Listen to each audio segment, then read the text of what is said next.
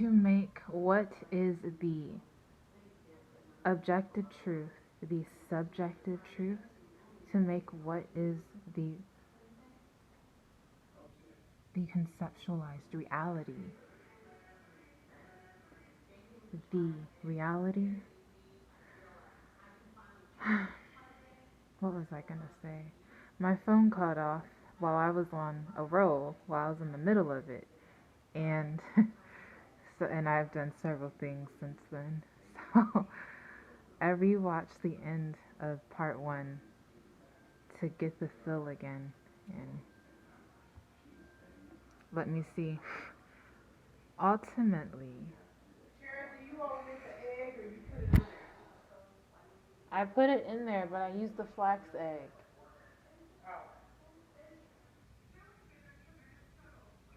Okay. Okay. So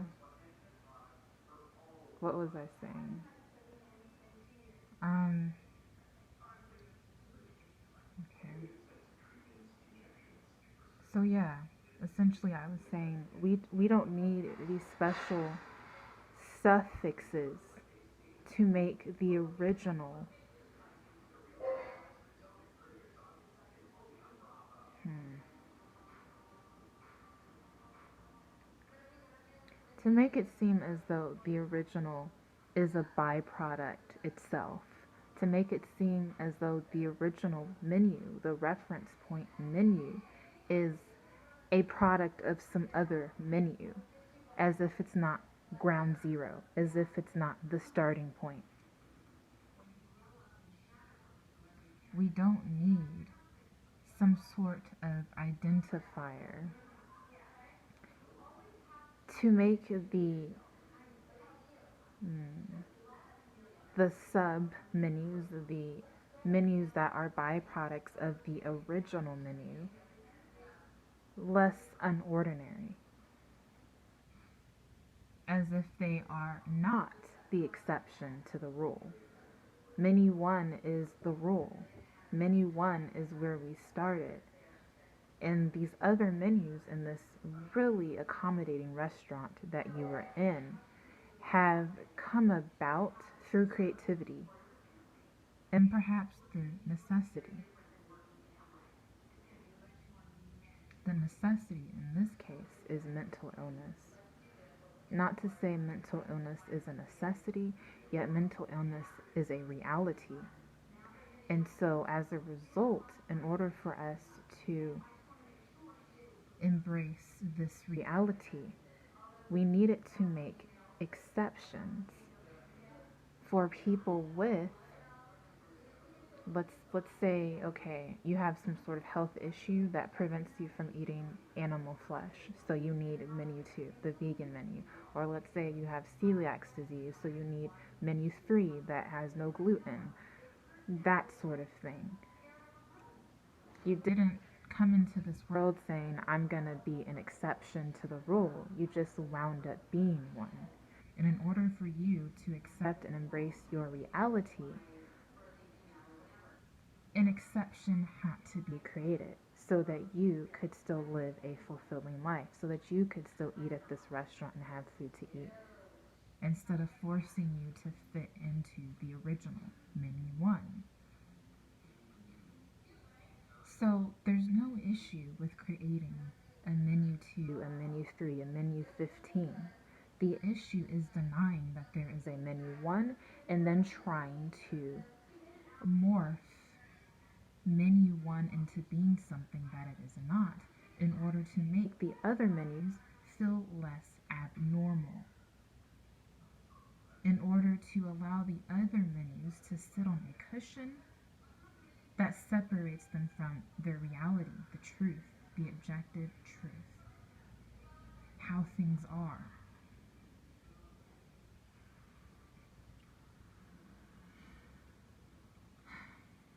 And so, while at first I became increasingly frustrated that my reality as a woman was being shapen and formed into being some sort of exception, some sort of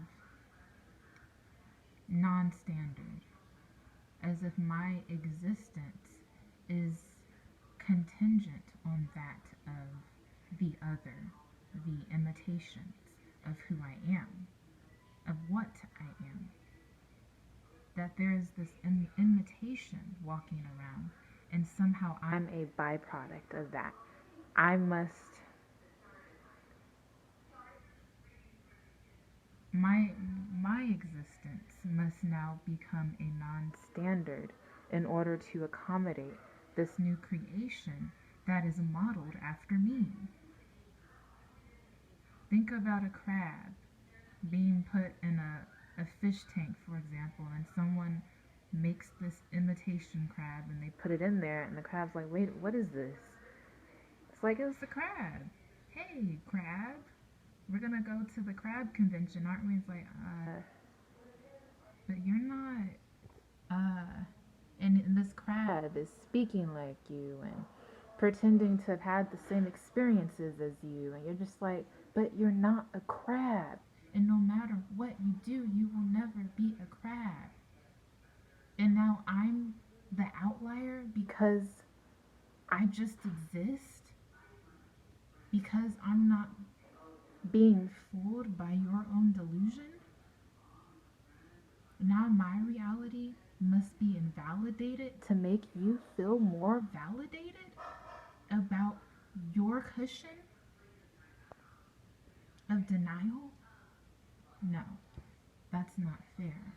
And so this isn't about being against or antagonistic. It's just about seeing something that's not right and holding those who are parading around as if it is, and adding fuel to this very destructive fire, accountable for what they are doing.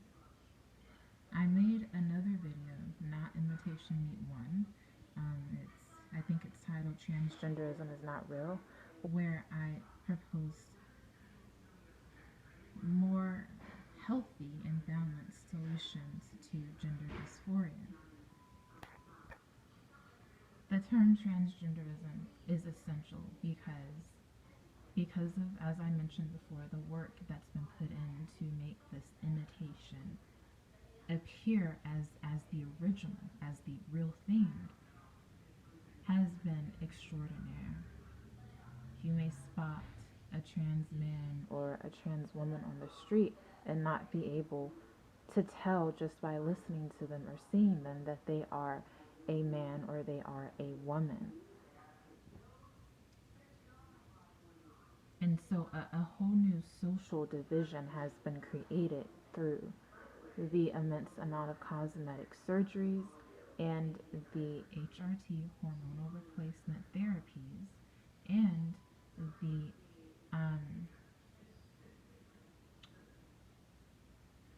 what's the word? It's referred to as gender reassignment surgery, yet that's a lie. You cannot reassign someone's gender.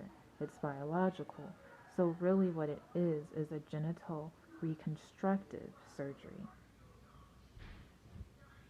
With all of the different handiwork that is available and that's being done today, many people may be, the average person I would say would be quite hard pressed to tell just at face value. And so a whole new category of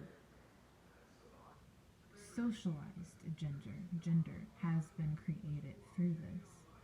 And so it's quite essential to use to have that trans, because as I said, there's a reason why in the menu it's labeled imitation steak, imitation chicken, imitation crab meat, because it is not the original thing.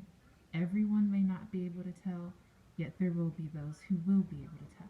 And if you were to sell somebody crab wontons with imitation crab meat, yet they are expecting crab meat, and they eat it and they're like, this is not crab meat, that's unfair to their free will. They did not give you the free will to give them something they did not order, or they did not give you permission to give them something that they did not order. It's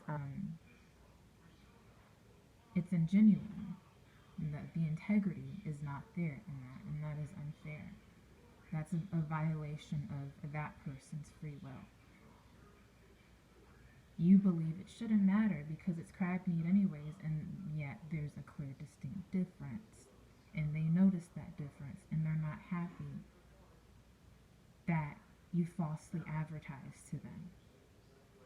Mutual respect. Mutual respect, which is why it's important that in the ingredients list, it's listed imitation crab meat to let the consumer know that, hey, this is not what you think it is. Are you cool with that? Is this what you want?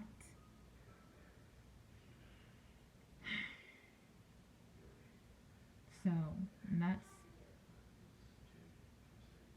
the false advertising aspect. I really want to put that in there. No one's life is another's to take away. That's an overreaction. Yet if one puts themselves in a place where they know that they are deceiving another, they are violating their free will by not giving them the opportunity to decide for themselves at the beginning, at the jump of the interaction, that, hey, do you still want these crab wontons even though they're made with imitation crab meat? They're putting themselves in harm's way by not being transparent in that regard. And so this is a very rocky